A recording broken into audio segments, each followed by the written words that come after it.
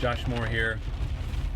So last Sunday we spent some time in the Gospel of John, chapter 14, verses 23 to 29, I believe it was, talking about Jesus' departure. And it's this really amazing passage.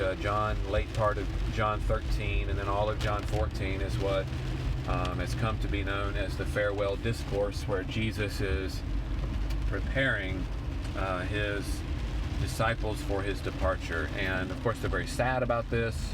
They're saying, Jesus, where are you going to go? How can we know the way to you? We don't even know where you're going.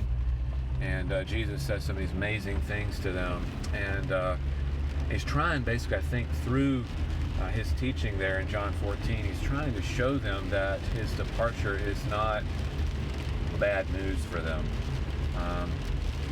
I can only imagine being in their shoes. This man they've come to love and enjoy so very much, the one they believe to be the Christ, is saying here that he's going to die and go away, and they're not going to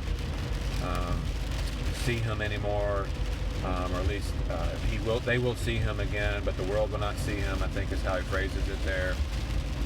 But he's going away, going back to the Father. And one of the things I think that they missed, and that maybe we as well missed when we think about this, we assume maybe that if Jesus were here with us, that we would be better off.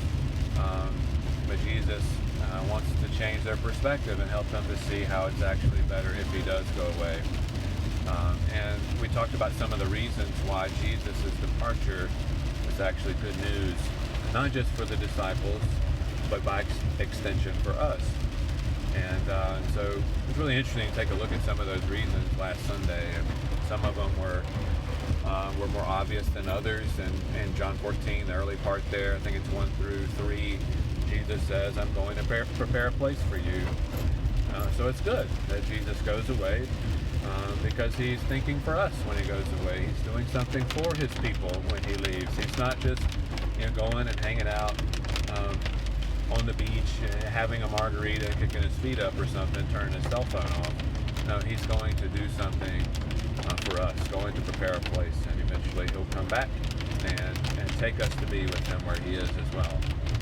So that's one of the things we saw. And one of the other interesting things that we saw from that passage is that Jesus is going to give us the Holy Spirit. And that's good news, because God in us is better than God outside of us. And Jesus is going to give us a very special gift, this precious gift of the Holy Spirit, who's going to lead us into a remembrance of everything that Jesus has said and taught. But he's also going to purify the church. He's going to perfect the church. He's going to preserve the church. And this is good news. And so we talked a little bit about that last Sunday. And there's other reasons as well, even in those passages there. We're going to have this shalom, this peace. And again, that is a gift of the Holy Spirit, something that we would not have if Jesus remained on the earth in the flesh with us. John 16, somewhere in John 16, Jesus says that it's better if he goes, because then he can send the Spirit. And if he can send the Spirit, then obviously all these gifts that I'm speaking of here become ours, and we can enjoy them by means of the Holy Spirit. So anyway, just some thoughts for you. Thought I'd pass that along, and have a great day.